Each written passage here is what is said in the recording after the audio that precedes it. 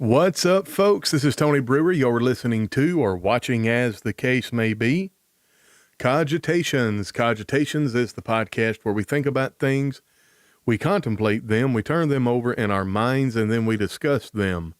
Daniel chapter 7, verse 28, Daniel writes, "Hitherto is the end of the matter.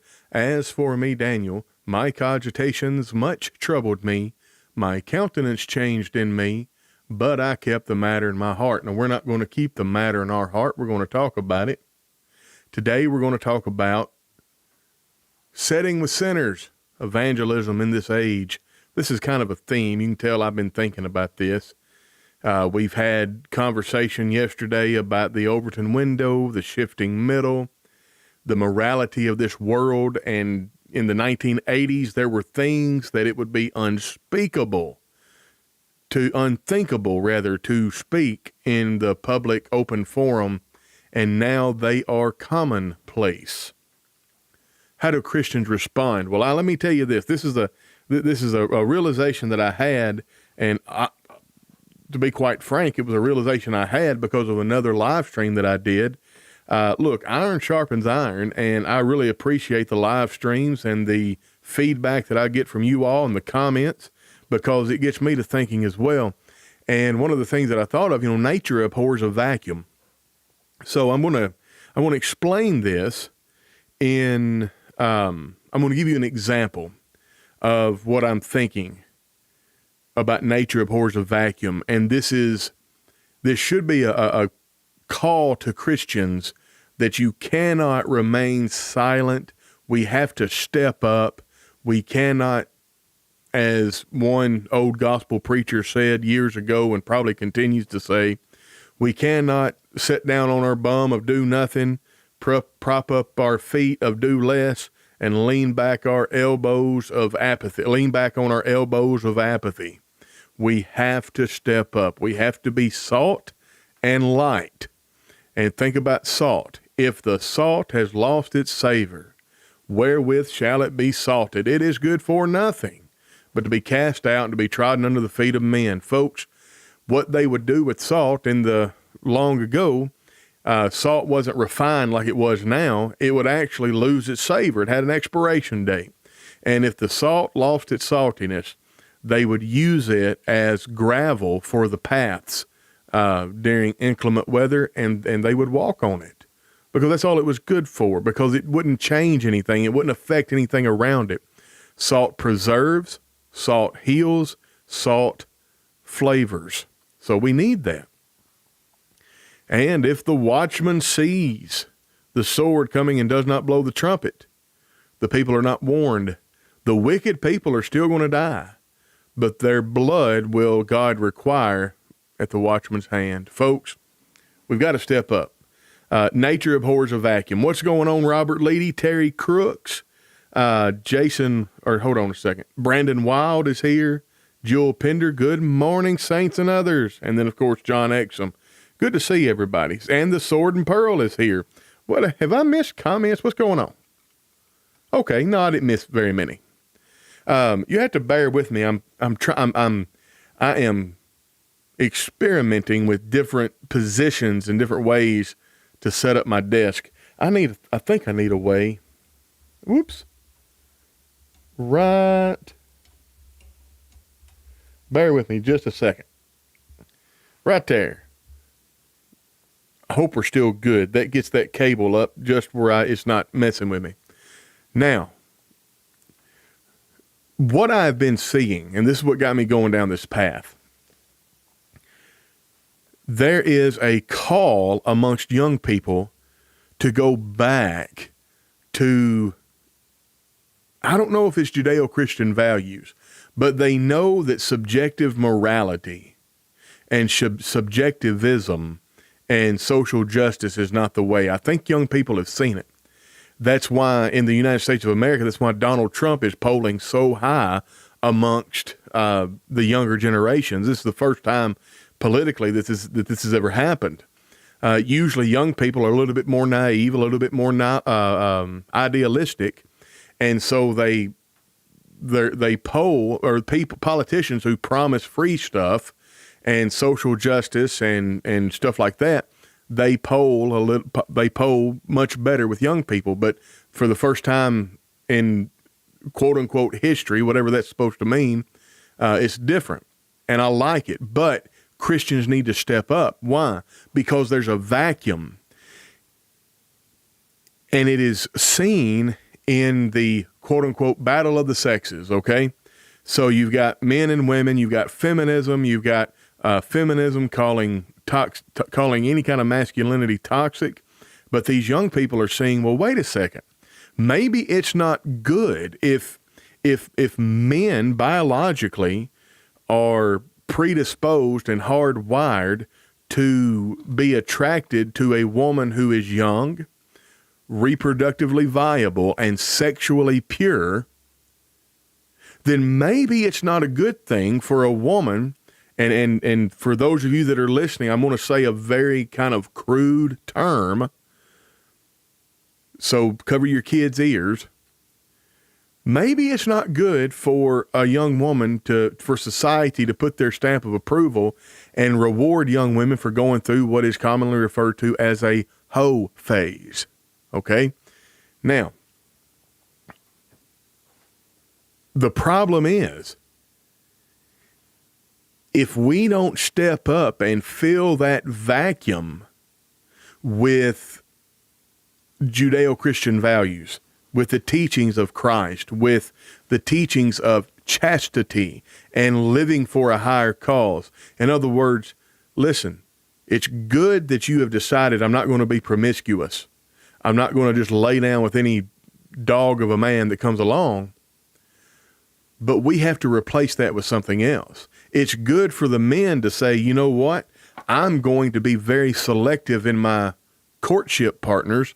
I'm going to be very selective. I'm going to go after a certain type of woman that holds these values of being chaste. But if we don't put the metaphysical in there, in other words, it's not just enough for young people to say, well, we're just not going to have sex, or we're going to be very selective. We have to add something to it, or else hedonism raises its ugly head. And there are two solutions to this kind of gender war in Western culture. Right now, hedonism is, in my opinion, winning out over Christian values. Listen, the answer to the gender war is Ephesians chapter 5. Husbands, love your wives as Christ loved the church, for he also died for them. Wives, submit to your husbands as you would unto the Lord. Men want respect and admiration. Women want love, as in to be taken care of, to be secure, to not have to worry about things. So that's why it's so important to have a woman who's a Proverbs 31 woman, and it's so important to have a man who will be a man and actually lead the way he's supposed to lead, and to dwell with his wife in knowledge. But if we don't teach that, then hedonism is just going to take over, and you'll have what is starting to transpire today, where you will have about 80% of the women being involved with 20% of the men. Jewel Pender says that's because of the influence of Satan has a hold on them. Some people has allowed idolatry of things in the world to be first over God. Absolutely. Now, the reason I'm going down this road is, nature abhors a vacuum. If the young people are backing off and saying this is not working, well, what are they going to find? Well, guess what? Hedonism in this way does work to a point. I mean, if you have several women who are in a relationship with one high value man, that's like in the olden days, you have a king or a very rich man and he has a harem. And it works on a very, how do I put this? It works on a secular level. But we don't want to do that. We don't want to go back to that route.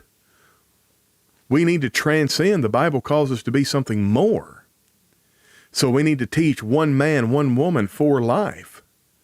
It's so funny with the overturning of Roe versus Wade, the left wing of our political bird kind of come to the realization like they rediscovered marriage again. These women who were fighting so hard for the right to kill their babies, whenever Roe versus Wade was overturned, they were protesting in the street, and they were taking to social media and saying, well, we're just going to stop having sex with men.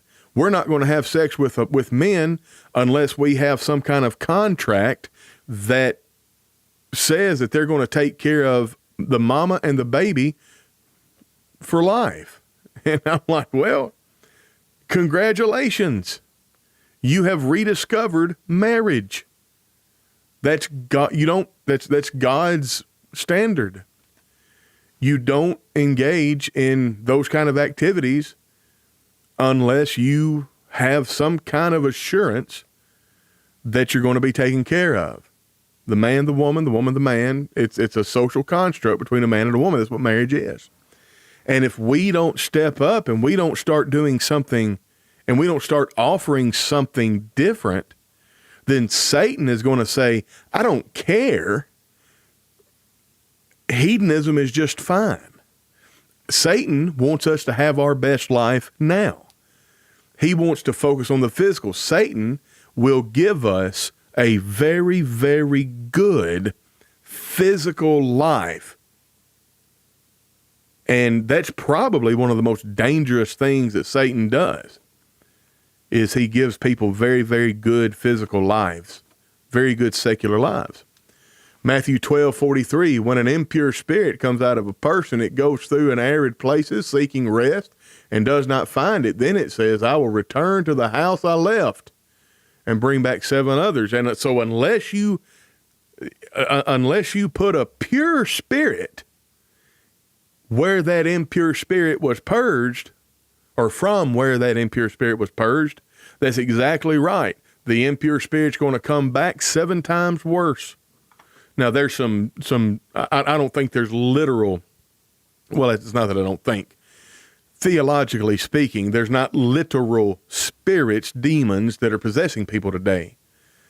But if you don't conceptualize it like that right there, then what you're doing is there's these young people, the spirit of promiscuity, this evil spirit, impure spirit of sexual promiscuity and instant gratification is coming out of them. And if Christians don't step up and insert a pure spirit of chastity and holiness and sanctification and living for other instead of self, living for God instead of self, in the marriage, one man, one woman for life, then an impure spirit will, that same impure spirit of promiscuity will come back, but it will be disguised as something really, really good and much better than promiscuity. It's in the form of hedonism. And God has no pleasure in wickedness. He is calling us to obey. It's not only killing babies and whatever our sins that others are doing. It's what yeah, absolutely. Facebook user says, yes, preach it, brother. I appreciate that. Let me tell you something. I'm dead serious. If you're looking for some real good sermon outlines and some good sermons to preach, read the Bible. It's full of good material. I promise you. But I appreciate that. I didn't even think about that verse from Matthew 12.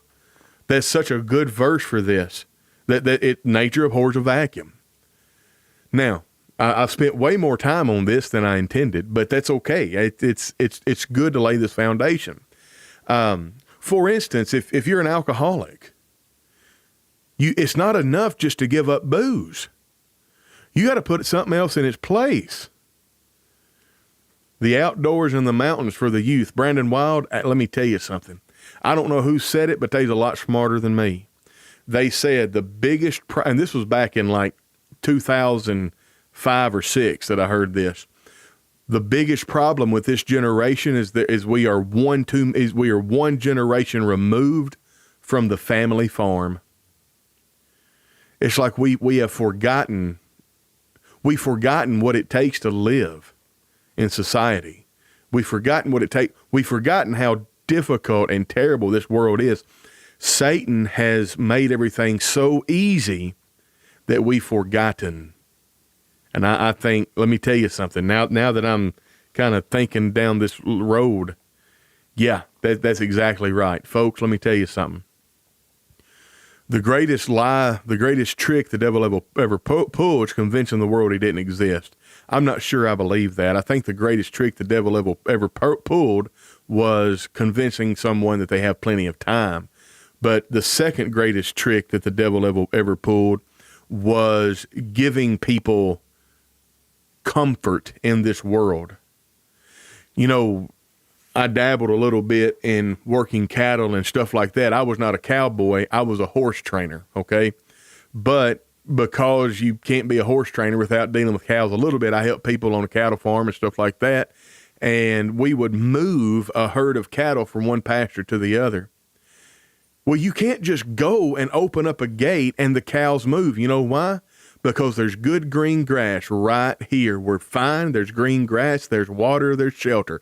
Why would we move over there? You know what you have to do to a herd of cows to make them move from one pasture to another? You got to go put a little pressure on them. You got to make it less comfortable here than there.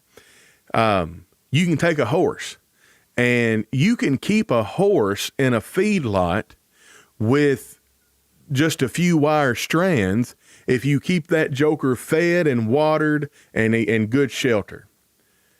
Now, if you don't keep that, if you take away feed, water, shelter, in other words, if you make it uncomfortable in that feedlot for that horse, you just about can't keep him in with 20-foot walls.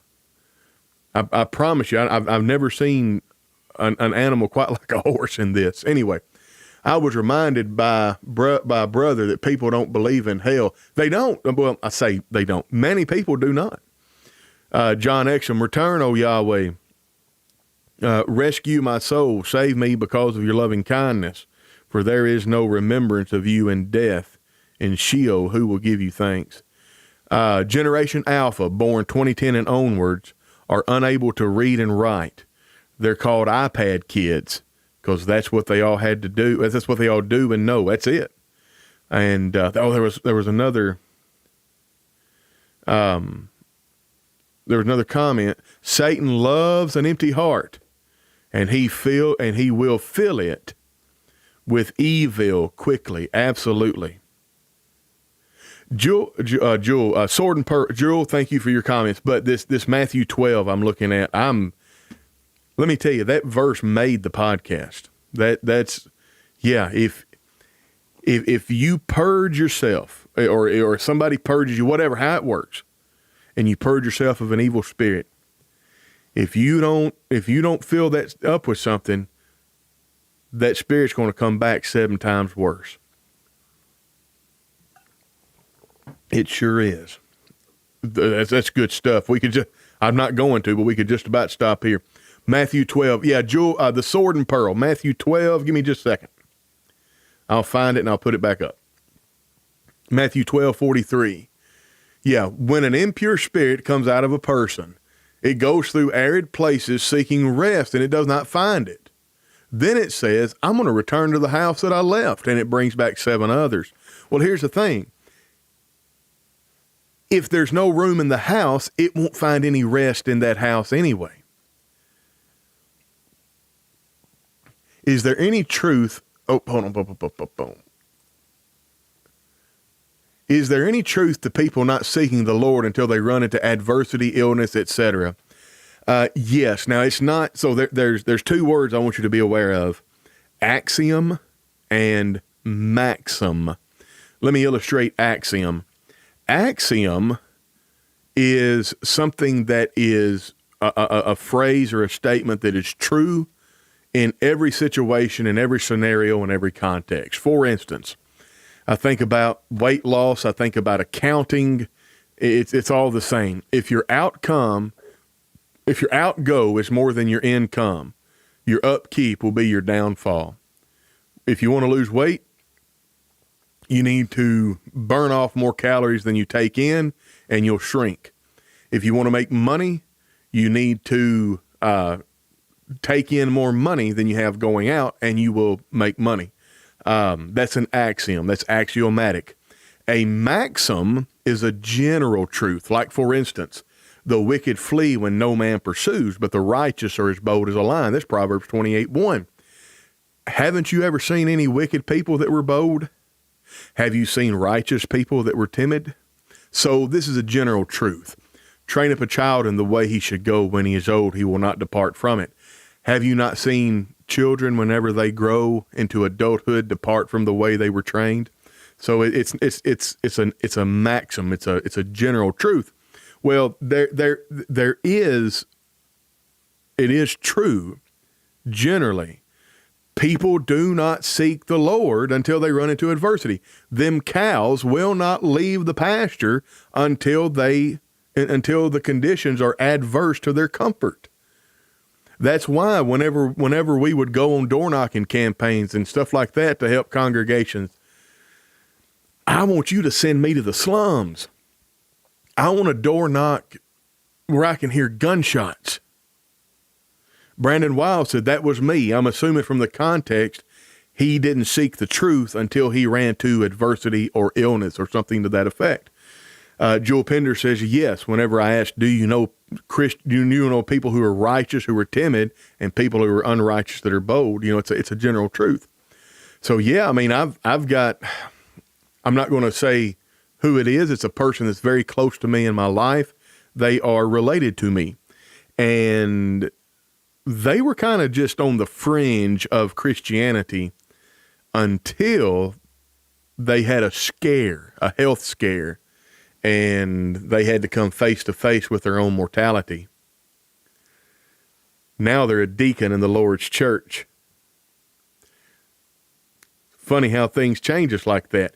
Good morning, Facebook user Ben Grady. Too many are like the frog in the slowly boiling water. You got that right. And Brandon Wild again said, that is me. Yeah, cool. All right. So the answer to your question, Scott, is generally yes. You've got to have,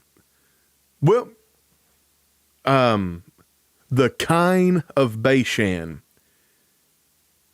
Somebody help me out. Was it Amos that talked about the Jewish leadership and their ivory towers setting up there like Cain of Bashan, which is a way to call them fat cows? Look, it's very, very hard to get people who are greatly blessed by the God of this world to follow the God of heaven and suffer. So again, we've got to do something else. There is, and I think it's something like The Hotel of Outcast or something like that. It's on Amazon Prime. I was listening to Tim Pool talk about it, and I loved what Tim Pool said. Like, look, I don't see where this is a problem. In other words, I don't think Amazon Prime looked at this content and said, "Ooh, this content is anti-Christian, so we're gonna promote it," because they also, Amazon Prime promotes the story about the agent who busted up those pedophile rings and saved all those children. Now I can't think of the movie. Anyway, but he's saying, look, it's just content. Amazon is going to offer things for sale that people want to buy. They're a worldly company, so it doesn't matter to them. And Christians, if you don't like this, then you need to step up and engage in the culture and make something better that is pro-Christian. Sadly, my concern is Christians will never step up and produce good content because they pearl clutch too much, and they're too worried about appearing sanctimonious. In other words, a group of Christians with unlimited access to money could never tell an engaging story about the conquering of Sound of Freedom. Scott Beck, thank you so much. Most Christians could never tell a good, compelling story like Sound of Freedom because they would say, well, we can't have people in our movies that cuss. And I'm like, well, then you just can't tell a story based in reality if you cannot have evil characters shown in your movies depicting them doing evil things. You're not going to tell, art is supposed to imitate real life, and real life is, if you're going to tell this story, it's sinful and ugly and dirty, and the story of good triumphing over evil, you have to show the evil so you can properly and adequately explain how important it was for the good to triumph over it.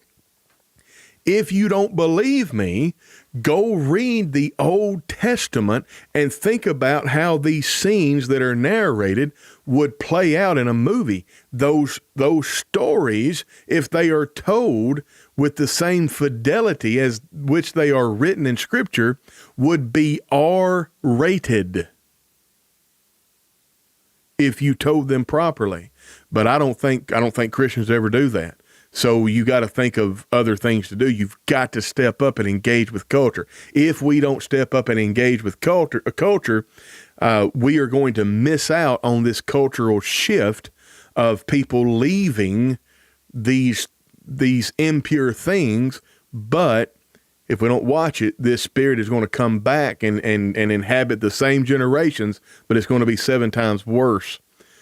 We've got to engage in culture. I've got some notes here that we're going to get into. You know what? I really need this over there. I'm gonna have to figure something out. Anyway, where is my deal at? Yeah. So let's talk about. I've got 4, 5, 1, 2, 3, 4. Yeah.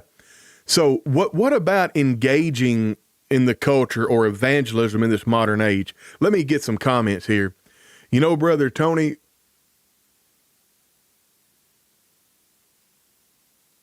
Hold on a second. Oh, gotcha. Sorry, Jewel, there was a typo there that had me thrown off, and I was, anyway. You know, Brother Tony, we talk, but are we listening? Absolutely. If we are listening, Sister Jewel Pender, these younger generations are telling us we're worn out from all of this stuff that's not fulfilling us. All of this LGBT plus AAIP, QRAP. Well, that may have been a Freudian slip. Anyway, two-spirit stuff, the feminism, all of this stuff, we're worn out. It's not fulfilling. So now we're going to be based, B-A-S-E-D. That's a cultural term.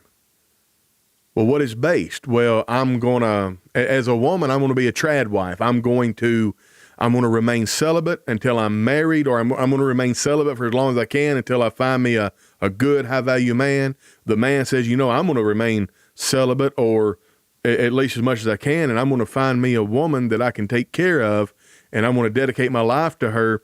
Well, if we don't, and that's in this physical realm, that's the physics. If we don't add to that the metaphysics, then we are falling into the trap of this impure spirit has left this generation. But if we don't fill that void with the metaphysics of Christ, then that impure spirit is going to come back to that house with 7 more, and it's going to be 7 times worse. Good morning, Wayne Vaughn. The Sword and Pearl. The war stories in the Bible are epic. Absolutely. And could you imagine, I think about 2 Kings, and help me out with the chapter. I think it's 6, 7. There were 4 leprous men at the entering end of the gate. They looked at one another and said, "Why sit we here and die? If we go to the Assyrians, we might not die. They might spare us. But if we stay here, we're for sure going to die." Well, this is in a context of the siege is so bad they're eating babies. It's so bad. Again, if we take all of this and we look at those stories in the Old Testament and we translate them to like an 8-part mini series on Amazon Prime, it would be R-rated. But it would be injecting culture, it would be injecting positivity and metaphysics into a culture that desperately needs it. I'm not saying that there's nuance to what I'm saying. Please don't leave this live stream, which some people do. They leave the live stream and they take things that I say out of context, and it's going around that anyway. It's rough.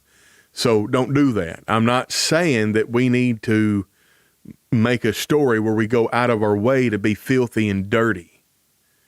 I'm just saying Christians with money need to step up and start culture jamming and affecting the culture in such a way that we tell stories that accurately depict real life. And it's dirty. It's when I say dirty, it's not dirty like in a sexual way. It's just dirty like filthy. It's gritty. It's dirty. It's rough. To your point, how will we know Jezebel was so evil if not explained to us in the Word? Absolutely. And think about if we made that story of Elijah, and the 400 prophets of Baal, Jezebel going after him and stuff like that, and then look at how she ended up. Dogs ate the Christians. Dogs ate the body of Jezebel. Did they not? You know, and I mean, you can tell these stories without going off the deep end, but you have to adequately show the depravity and the sinfulness of these sinful people. I don't believe you have to use 4-letter words in every other word in a movie to get a point across as they do today. I have stopped watching many a movie because they were so filthy languaged. Like, I'm with you, and that's a perfectly fine scruple to have. But again, the reason these stories don't resonate, like, for instance, think about all of the stories. You've got John Wayne and the Leathernecks. You have a young upstart soldier that makes a mistake that almost gets a bunch of people killed, and the guy the man in charge is addressing this young man that made this mistake, and it sounds like something you would hear in a Sunday morning congregation, you know, and it doesn't hit hard today like it did back then. Now, I'm not saying that Christians need to make content where, like, there's a difference in using language that is quote unquote curse words just for the sake of using language that is quote unquote curse words. But I want to wrinkle your brain here, and I want you to think of something.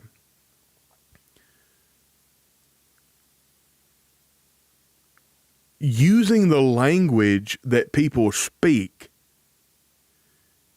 in order to show realism in a story makes that story resonate in such a way that it can't otherwise. In other words, Lifetime Movies puts out stories that have to do with war and stuff like that from time to time.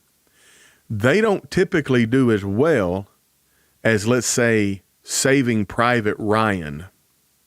Saving Private Ryan was an epic, and it would not have done as good if it was, I hate to use the word whitewash. Help me out.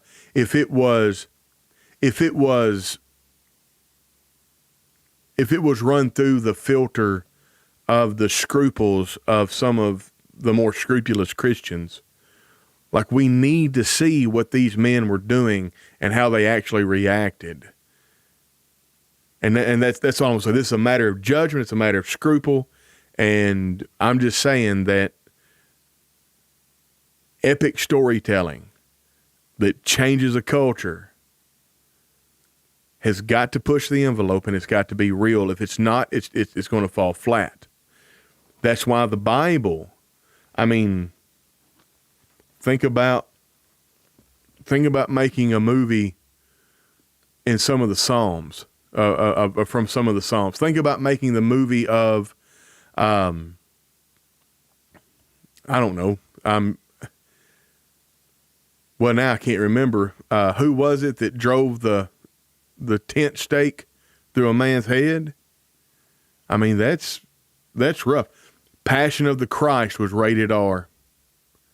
Absolutely. For the massive amount of gore. Look, you cannot impact, and I think some of again, this is the problem of speaking generally. Some of you, what I'm about to say will not resonate with some of you because this is not your experience. But many of our brethren missed out on the opportunity that was just dropped in our lap with Mel Gibson's The Passion of the Christ. People were coming out of the theater weeping. Well, we need to capitalize on that. I'm not saying that we manipulate people and their emotions to obey the gospel. But we need to capitalize on that. And yeah, I understand that it's stomach turning and gut wrenching. But anyway, something to think about. And that's what I'm talking. It's a good example. Mel Gibson adequately you used enough realism to adequately convey the gravity of the situation. All right. And again, I don't believe you have to use 4-letter words in every other word in a movie. You do not. In fact, if you overly use 4-letter words, then it makes those words meaningless. So if I'm a Christian and I'm going to make a story about a young kid growing up in Appalachia that's dirt floor poor, I'm going to include some pretty rough stuff, and I'm going to include some pretty rough language, and I'm going to include some scenes where there's got some pretty rough things happening in it. People today will judge others for genuine emotion. Look at David in the Psalms. Look at Jesus in John 11. There's nothing wrong with genuine emotion, and unlike John Wayne, grown men do cry. You got that right. And I don't have a problem with blood and gore. It's the F word all the time I can't stand. There's Passion. The Passion was a great movie. First one I've seen that stayed as close to the Bible as it did. Absolutely. Well, here's the thing, and it's the point I'm making, and I am not arguing with you. I do not like, again, if you just throw in these cuss words, and I'm saying quote unquote, and I go, who really knows what a cuss word is? Who gets to decide, you know? But the point is, if you just throw these words in there and it's nothing, and it's just for whatever, then you're just using it for shock value. It adds nothing to the story, and it makes those F words, it makes those cuss words meaningless. But like I said, if I'm crafting a story that of a young child growing up dirt floor poor in Appalachia, in my movie, you're going to hear some F-bombs. You're going to hear some GDs. You're going to hear the language that the people around that kid and sometimes that kid would use. But then you're going to see that character development, and then by the third act, you're going to see how he has grown up and he has adopted the cause of Christ, and you're going to see that change in him. And you're going to see him deal with that, and perhaps, you know, I don't know what the end of the movie would be, but it would be his character development. Hillbilly Elegy does a real good job of this. And I don't often talk about what I watch because it's so controversial. You got 100 different people who profess Christ, and they're going to be 100 different people, and there's going to be 100 different levels of scruple. The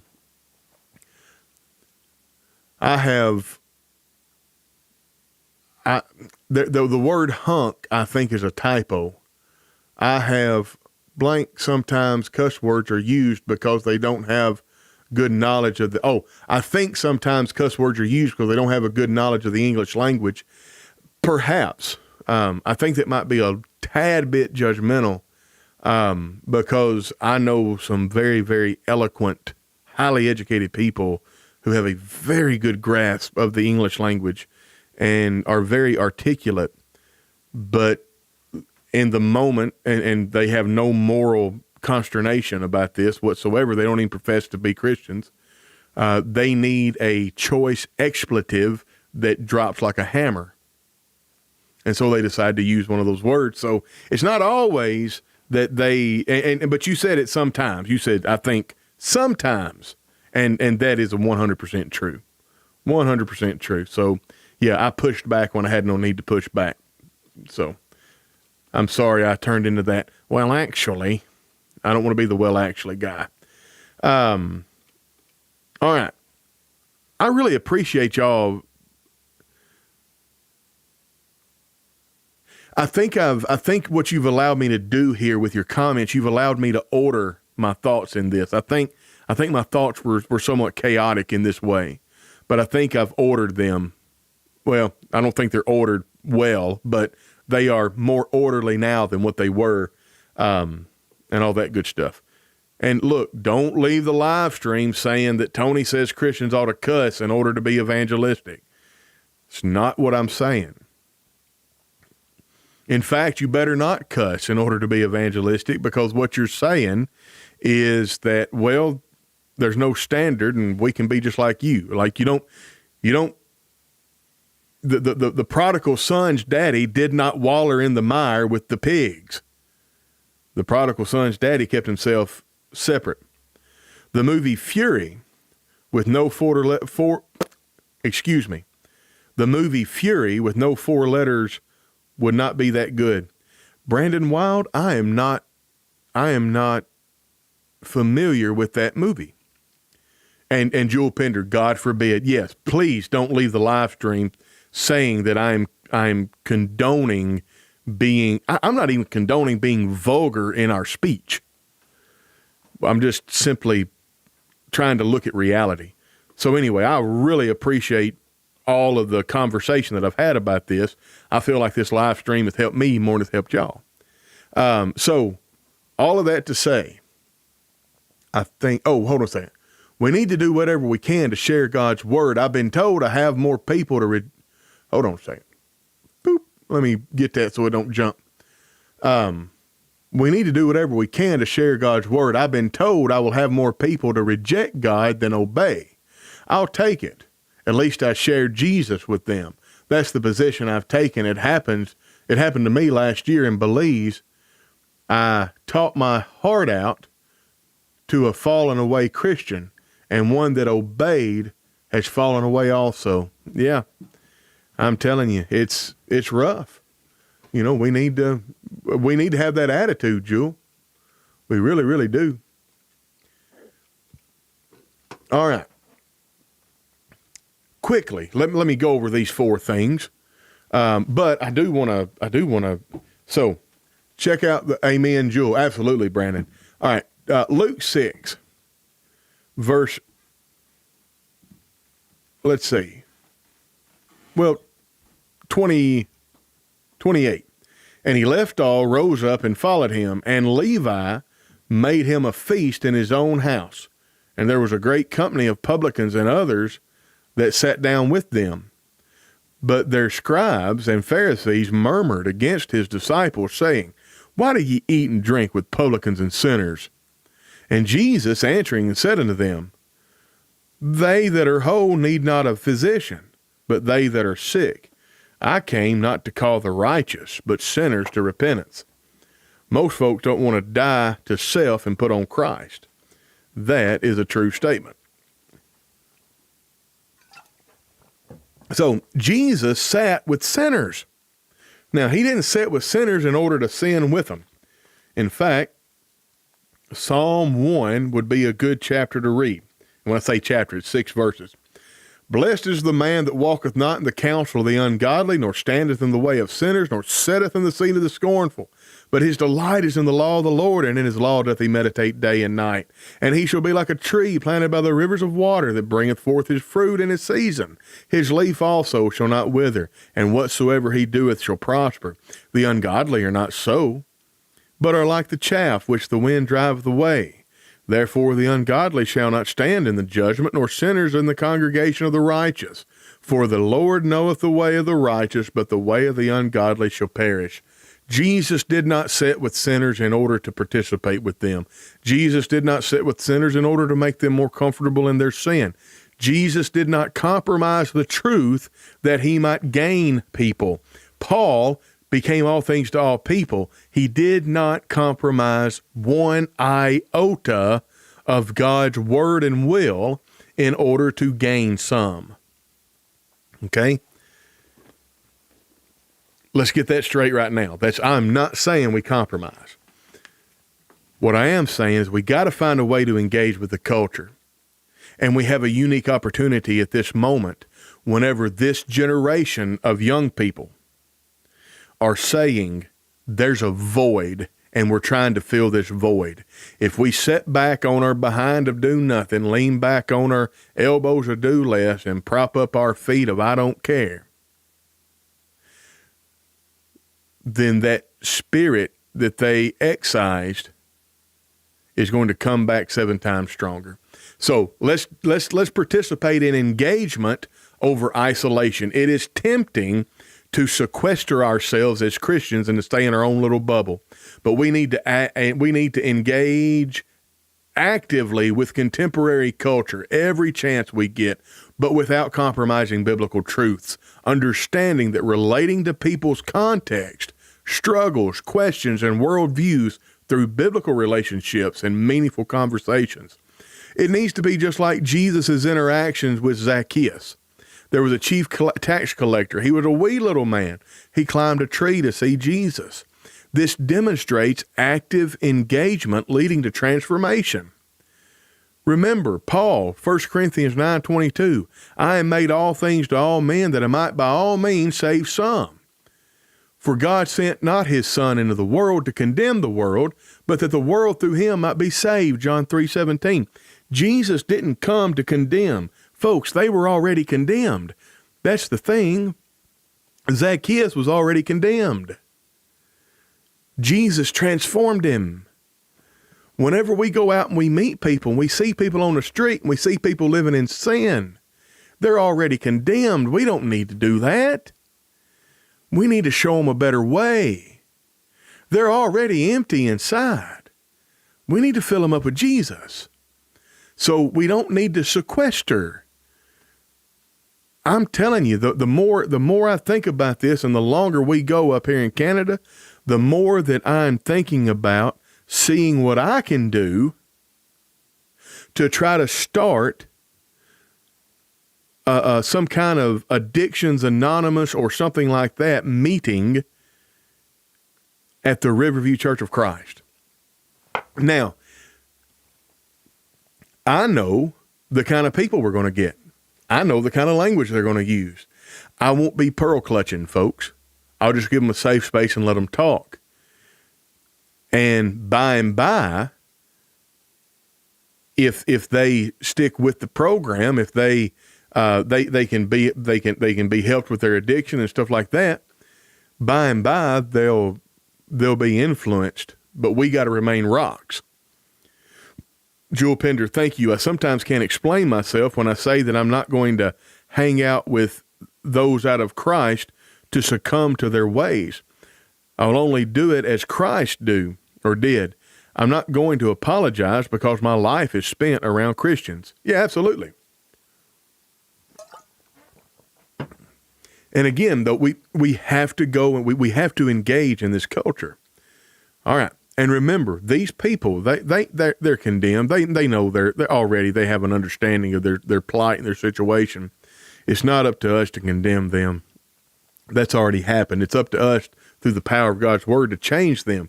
So we need to be a model of compassion and inclusion. All right. Absolutely. So many people need help. Absolutely. All right.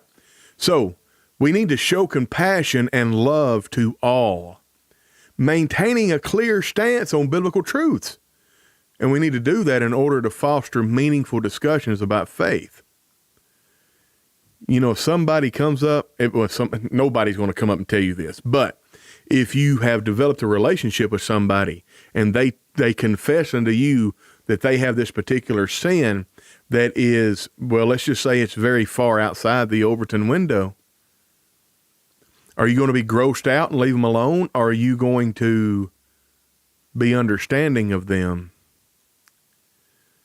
Well, the encounter with the woman caught in adultery, John 8, 1 through 11, where Jesus showed compassion, but he didn't condone that sin. In fact, he said, you need to get up and go and sin no more. But the sad thing is, so many do not believe that there's a heaven or a hell and don't see a need. That's why the foot in the door is to live like Jesus in this world and show them that whether heaven or hell is real or not, Jesus' way is best. We did a live stream not too long ago about why I'm a Christian. I don't care if this Bible is true or not. I don't care if God's real or not. I'm going to show people a better way, because living soberly, righteously, and godly in this present world is a better way to live than living without a moral guide, without a moral compass.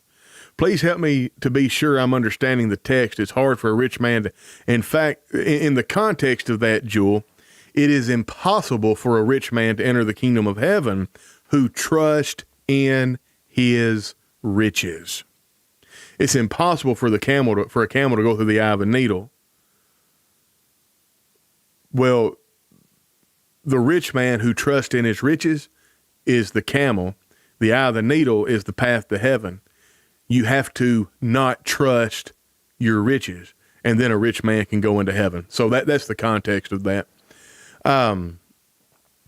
So remember, this encounter with a woman caught in adultery, that was nasty. That was dirty. This sinful woman was brought to the very presence of God on earth. And he said, woman, where's your accusers? Nobody's here to accuse me. Well, I don't accuse you either. Now get up and go and sin no more. Ephesians 4:15, we must speak the truth in love. Of the truth, I will say. Why? So that we may grow up into him, into all things, which is the head, even Christ. Folks, without this truth, without this moral compassion and speaking the truth because we love the truth, which implies a love of others, then we're going to be isolationists. We're not going to engage with the culture. We're not going to change anybody. Think about it. All these folks out there that need a savior, that some of my brethren kind of, well, those people are just too gross. We can't go deal with them. They're not going to want Jesus.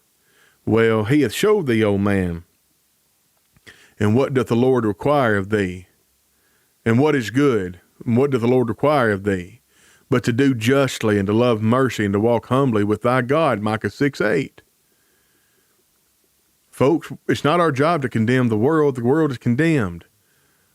Let's do justice, love mercy, and let's be humble and engage with the culture. But the man wasn't. What does that say about her accusers?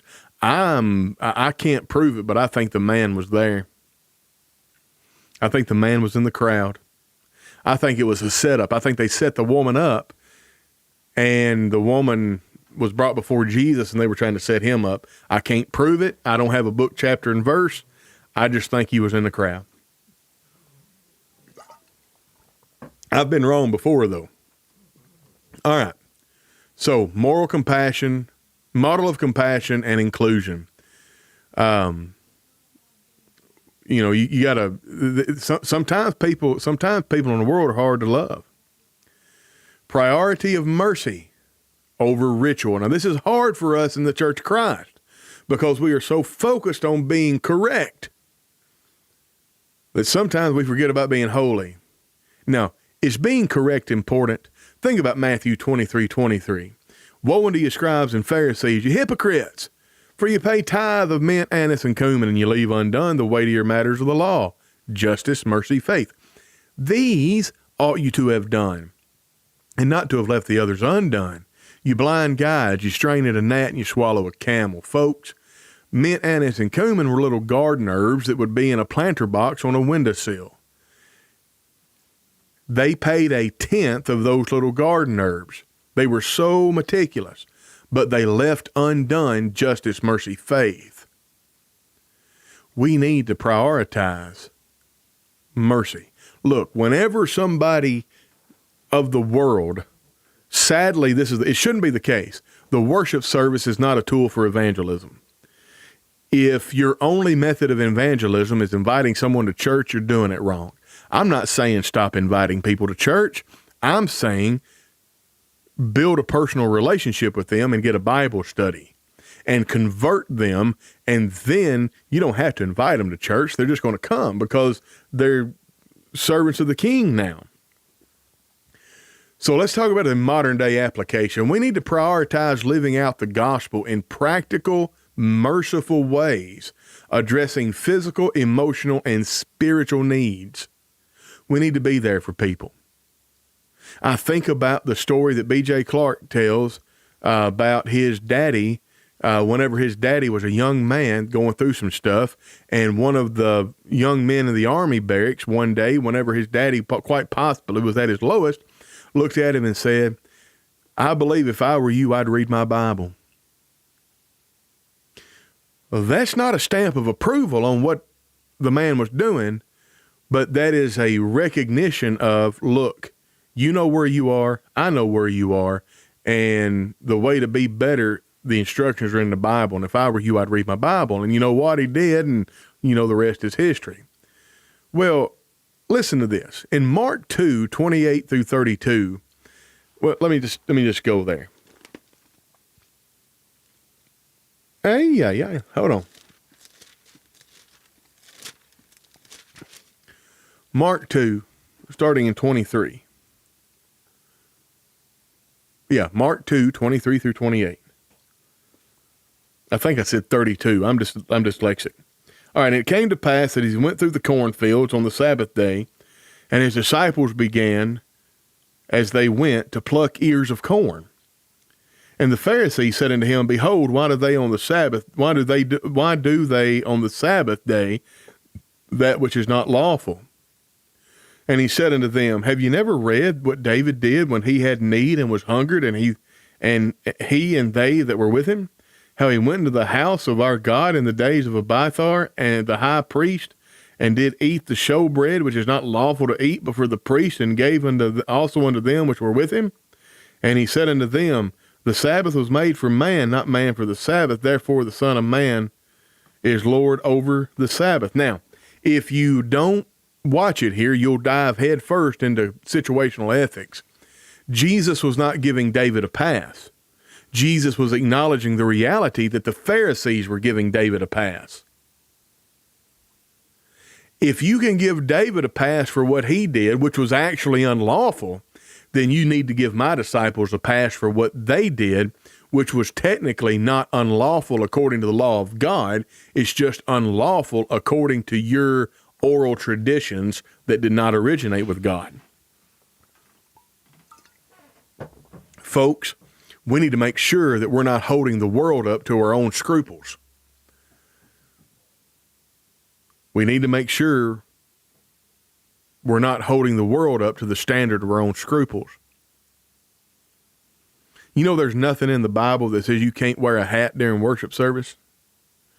The only passage of Scripture that could be even construed to teach that would be in 1 Corinthians, and that's in a context that's talking about societal propriety. But Paul makes the statement, if somebody's contentious about it, we have no such custom, nor the churches. It was just a Corinth thing. Well, what if you have somebody come off the street? That's it, tradition. What if you have somebody come off the street? Now, that doesn't mean that I'm going to wear a hat in worship service Sunday, because it would cause all kinds of problems. But what if you have somebody come off the street and they sit down on the back row, and as you get up to preach or you get up to lead singing, I'm talking to the men here because I'm a man. You see a man sitting in the back pew, and he's wearing a baseball cap during worship service. What do? Do you call him out publicly and say, "Hey, mister, you're going to sit back there. You need to take that hat off"? I put forth to you that if you just leave that alone, if you practice mercy and you prioritize mercy over tradition or ritual, then you're going to leave him alone and hopefully engage with him in a way where he wants to stick around long enough to say, you know what? It is proper in this society to remove one's cover when they enter into a door, and I don't want to stand out like a sore thumb, and I don't want to harm anybody's conscience, so I'm going to pull my hat off. And you never, ever have to make him feel bad about wearing a hat in the first place.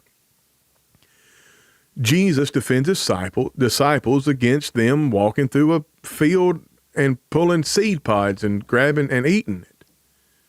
It's like, that's just tradition. That's just ritual. Don't worry about that. Pure religion and undefiled before God and the Father is this: to visit the fatherless and the widows in their affliction, and to keep himself unspotted from the world, James 1:27. My brethren, we got more important things to worry about than whether or not somebody practices perfectly these traditions that we have. Let's look at this scriptural principle. Matthew 12, verse 7. But if ye had known what this meaneth, I will have mercy and not sacrifice, you would not have condemned the guiltless. These folks in Mark were guiltless. And if you understood, I will have mercy and not sacrifice, you wouldn't have condemned my disciples for eating those seeds. If you had known what this meaneth, I will have mercy over sacrifice, you would not have condemned that man that come in off the street that was wearing a ball cap. And how many other scenarios that are even more that you think of besides the ball cap, that, you know what, man, these Christians, it's rough. You know, I'm gonna end the show with a parable. Matthew chapter 4, starting in verse 26. We're going to read 26 through 29, and I'm going to make my final point from this parable. And he said, so is the kingdom of God as if a man should cast seed into the ground, and should sleep and rise night and day, and the seed should spring and grow up, he knoweth not how. For the earth bringeth forth fruit of herself, first the blade, then the ear, after that the full corn in the ear. But when the fruit is brought when the fruit is brought forth, immediately he putteth in the sickle, because the harvest is come. I put forth to you that something has gone on in this culture to shift. And I'm very, very what is referred to as white-pilled. I'm very encouraged about it. And Christians have not even planted or cultivated, but we have these plants growing up. And there are people out there ready to harvest. Let's put the sickle.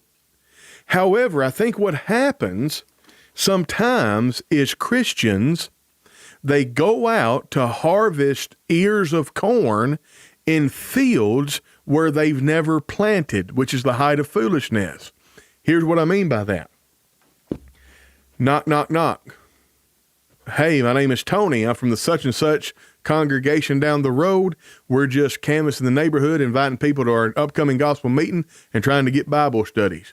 Well, do you have any time now? Well, yeah, I could talk to you now for a little bit. All right, hold on.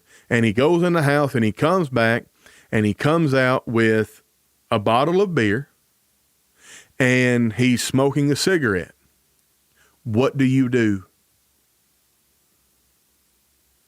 Do you chastise him for smoking and drinking while you're going to have a conversation with him about Jesus? Or do you understand that this man, it's normal behavior for him? He's not being disrespectful to you. And the cigarette and the beer is not his issue. The cigarette and the beer is he don't believe in heaven and hell. He don't believe Jesus died for his sins. He don't feel the need to change in order to live a life in heaven for eternity. I'll tell you what I did when I was faced with that on more than one occasion. I talked to him about the Bible. I talked to him about God. I planted seeds. Now, in due time, if he's got an honest heart, that seed will grow up into a blade, then the plant, then the ear, then the corn in the ear, then the ear, and then you harvest him. I'm so thankful for these podcasts that you and many of the other brethren are doing. It is reaching many people who may not ever hear a gospel message. It proves good does come from the internet. Yes, I appreciate that greatly. So that's my point, folks.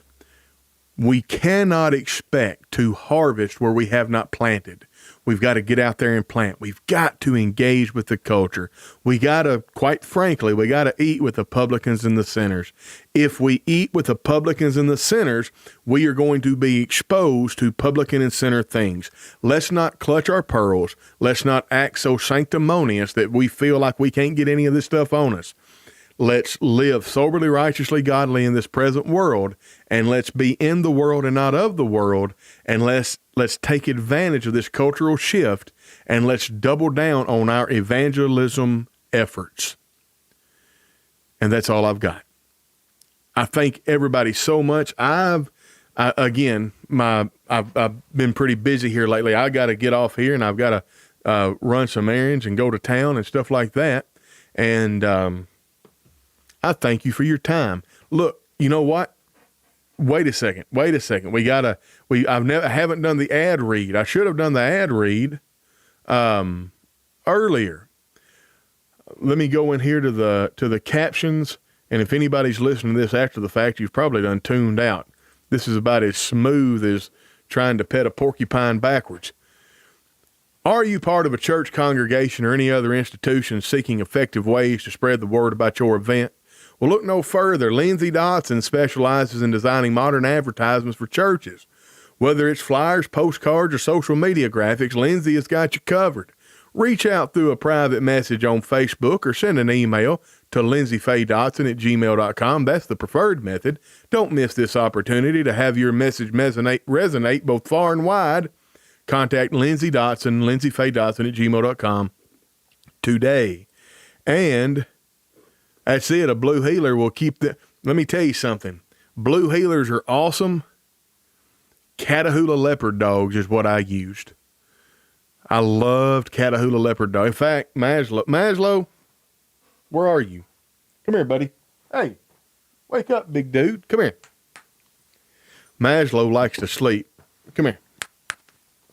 Y'all say hello to Maslow there. What's up, buddy? Yeah, I know, buddy. Maslow is half Catahoula, half Airedale Terrier. He'll dig you out of the ground and eat you up, but he'd make a good cow dog. And anyway, all right, I'm done with you, man. So Maslow is I jokingly say he's my emotional support dog. I am his emotional support human. I promise you, he goes nuts when I'm not here. But anyway, so yeah, I loved Catahoula leopard dogs. A blue healer will nip at their heels and get them moving, but a Catahoula will keep them bunched up. It's amazing. Anyway, Brandon, I can't talk about that, but it's awesome. But you're right. And God forbid something happened to Maslow. I wouldn't mind getting like a really good, really well-bred blue healer. But I'd want him stocky. All right. I got to get off here. God bless every one of you. Here, let me do the normal stuff. Substack, you can support us for $5 a month there, or you can do a free subscription. I would ask that you would get a free subscription, and every time we put out an article, share it to your social media. That would help us as much as or more than money. So go to Substack, enter in your email to subscribe, and then every time we put out a podcast, share the content. Also, please subscribe to YouTube. It blows my mind. We get more viewers on YouTube than we do on any other place. And thank you for that. So subscribe to the YouTube channel, Christianity Now Streams. But if you don't want to do any of that, but you know what, Tony, I've been blessed with a little bit extra, and I want to help out what you and Aaron are doing, send it to nearchurches@gmail.com. That's the Patreon. I mean, that's the PayPal. But again, you don't have to do a $5 a month on Substack. You can do a free. But I would ask that if you do a free subscription on Substack, engage and share the articles. They're not heavy articles. They're very light. Almost you might call them sugar articles. I mean, they're something that you can share, and it's not like it's going to be very controversial, but it's designed to encourage and to help. It's, not a lot of deep doctrinal truths. Every once in a while I'd kind of dig deep, but most of the time it's just like, hey, how do we navigate this life as Christians? How do we, I didn't realize it, but in my tenure as a writer for Christianity Now, I've written 3 articles that are almost the same article, and it's about perseverance as a Christian. So I guess that's maybe I just feel like that's something I need to know. But anyway, that's all I've got. God bless every one of you. And we are on Podbean, Apple Podcast, Spotify, and TuneIn Radio under Cogitations. And you can subscribe to them. But until then, God bless every one of you. Thank you so much for what you've done for me today in helping me order my thoughts. Don't leave the stream saying I'm promoting foul language. I'm not. God bless you. And we'll catch you on the flip side.